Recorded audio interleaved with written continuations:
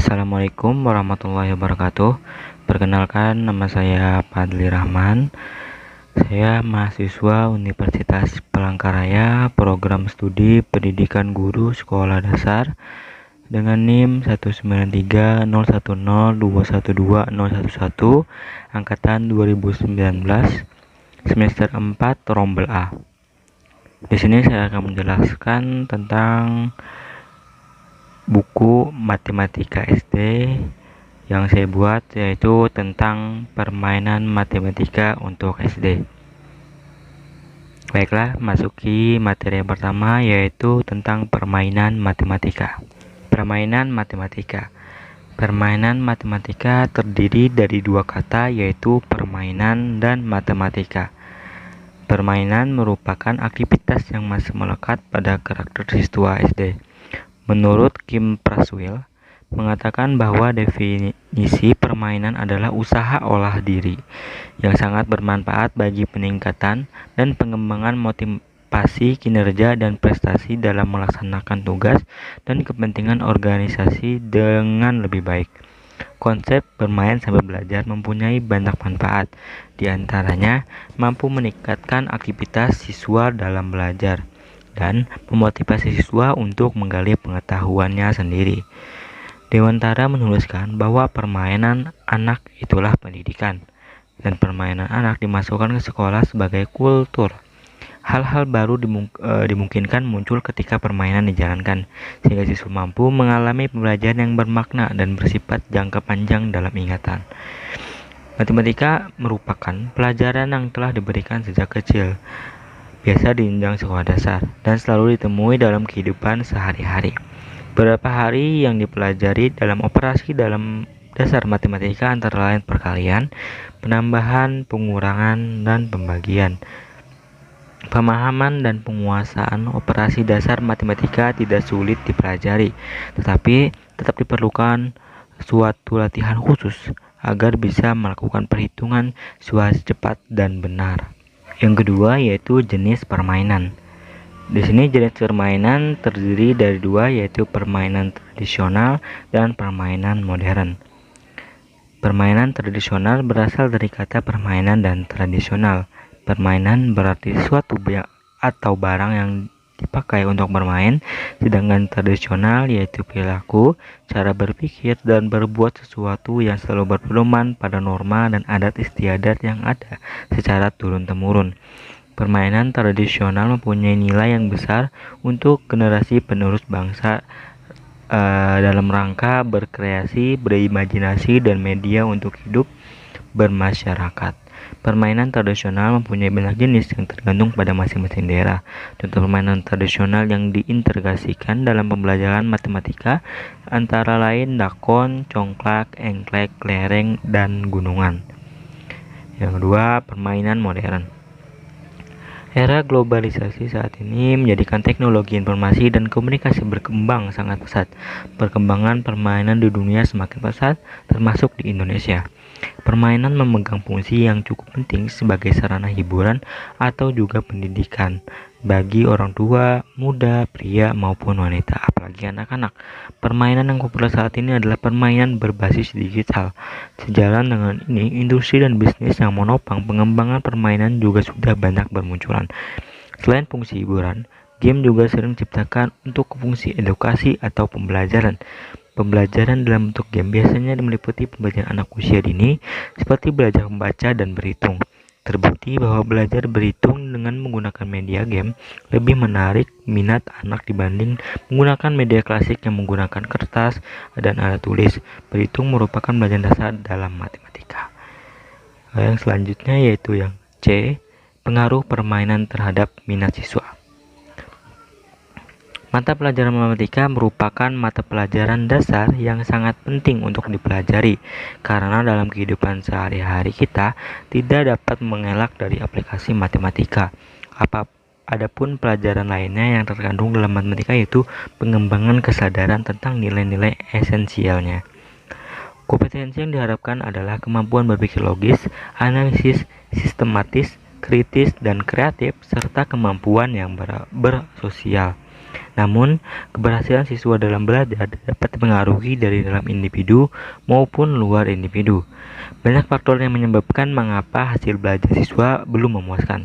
Faktor-faktor tersebut antara lain faktor guru, faktor siswa, faktor materi pelajaran, faktor pembelajaran, faktor sarana, faktor lingkungan, dan sebagainya. Dilihat dari faktor guru. Guru yang biasanya hanya mengajar dengan monoton akan membuat siswa cepat bosan terhadap pelajaran yang berlangsung. Kebosanan tersebut akan menurunkan minat belajar siswa terhadap mata pelajaran matematika. Dilihat dari faktor siswa, menganggap matematika sebagai momok yang menakutkan bagi mereka. Kebanyakan dari mereka menganggap matematika itu susah dan rumit, padahal itu semua hanya anggapan yang belum pasti kebenarannya.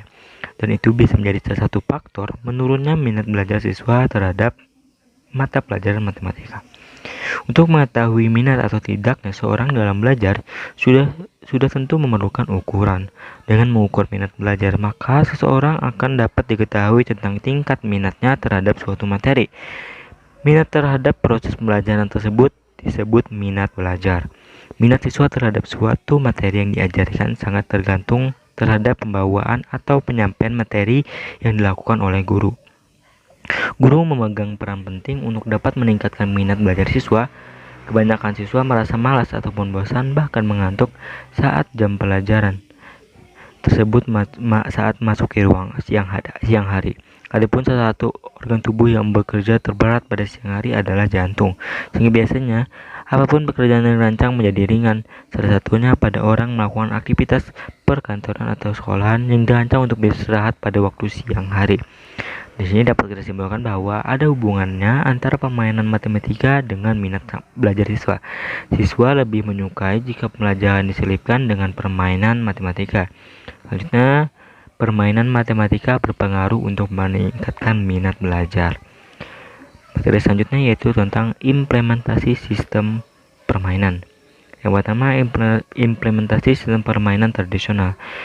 Berikut ini adalah contoh dari implementasi dari permainan kelereng untuk pembelajaran. Yang pertama itu A. Persiapan permainan. Diperlukan beberapa kelereng untuk bermain sesuai dengan pemain yang bermain. Setiap pemain mendapat satu kelereng untuk bermain. Agar permainan tetap adil, diperlukan satu orang sebagai wasit untuk memantau permainan, dan dibuat juga lubang untuk masukkan kelereng. Yang selanjutnya yaitu peraturan permainan. Peraturan bisa dibuat atau diatur sendiri karena ini untuk pembelajaran, maka aturan harus terhubung dengan pelajaran.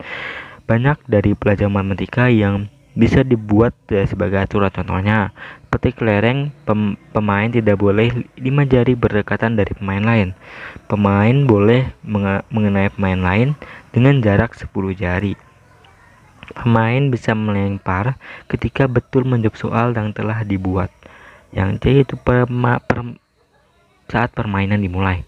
Permainan dimulai dengan pemain berdiri di garis yang telah disiapkan yang diberi jarak sesuai dengan apa yang diinginkan. Di sini saya mencontohkan dengan 4 rentangan tangan.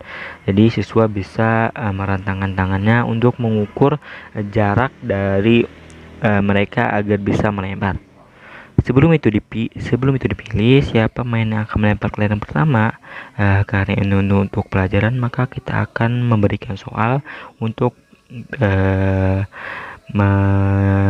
pemain yang pertama untuk melempar. Jadi kita buat soal agar lebih menarik. Untuk selanjutnya itu pemenang permainan. Pemain yang pertama masuk lubang maka adalah pemenangnya, dan juga di sini tergantung dari gurunya, yaitu bisa pemain yang menjawab soal dengan benar paling banyak maka dia akan juga menjadi pemenangnya, dan juga kita bisa berikan hadiah untuk memberikan semangat lagi ke siswanya. Selanjutnya itu implementasi sistem permainan modern. Berikut adalah implementasi dari aplikasi game. Yang pertama itu adalah tampilan awal. Tampilan awal adalah pembuka sebelum memasuki di scan loading. Setelah kita masuk ke game, di tampilan awal kita akan masuk ke tampilan loading.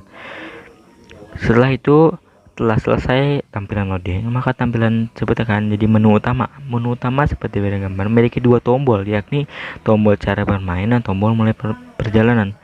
Tombol cara bermain diberikan untuk permain agar bisa mengetahui cara bermain serta aturan yang terdapat dalam game. Tombol mulai bermain untuk mulai permainan. cara bermain. Tampilan ini menjelaskan maksud, tujuan game, dan aturan bermainnya. Setelah tombol mulai bermain diklik, maka scan akan teruskan ke scan selanjutnya. Selanjutnya itu tampilan jalan. Setelah pemain menekan tombol jalan, maka akan tampil move scan hero berjalan. Move scan monster muncul, kemudian menuju ke scan soal. Selanjutnya adalah soal dan jawab soal. Tampilan soal dan jawab soal terdapat 3 buah tombol yang mewakili setiap jawaban. Jumlah angka dan akan muncul di 3 tombol tersebut, dan waktu hitung mundur juga ditampilkan. Tampilan menang. Tampilan menang ketika pemain berhasil menjawab benar, maka akan ada animasi hero mengalahkan monster sebelum scan menang dan tombol jalan terlihat. Dan jika main salah dalam menjawab soal atau hitung mundur untuk menjawab soal setelah habis, maka main akan teruskan ke scan kalah. Tampilan kalah. Skor-skor setiap scan akan dihitung secara total pada tampilan hasil akhir atau tamat, di mana pemain berhasil menyelesaikan permainan. Akan ada animasi movie scan sebelumnya, total skor ditampilkan. Baiklah, saya akan membacakan kesimpulannya. Kesimpulan dari buku ini adalah permainan matematika untuk sekolah dasar memiliki 2 jenis, yaitu permainan tradisional dan permainan modern. Permainan tradisional merupakan permainan yang sudah turun-temurun diwariskan, sedangkan permainan modern merupakan permainan yang menggunakan teknologi canggih untuk memainkannya. Penggunaan permainan merupakan hal yang baik agar pelajaran lebih membuat siswa tidak bosan. Ketika pelajaran hanya monoton dengan materi saja, siswa akan mulai bosan dan kurang minat dalam pelajaran. Dengan permainan, pelajaran akan lebih menarik dan juga meningkatkan minat siswa dalam pelajaran. Agar permainan berjalan lancar, guru harus mengimplementasikan atau menjalankan permainan dengan cara yang mudah dipahami siswa dan berhubungan dengan materi pelajaran. Baiklah, itulah tadi penyampaian buku tentang permainan matematika untuk SD. Saya mohon maaf jika banyak kekurangannya. Kurang lebihnya saya mohon maaf. Wassalamualaikum warahmatullahi wabarakatuh.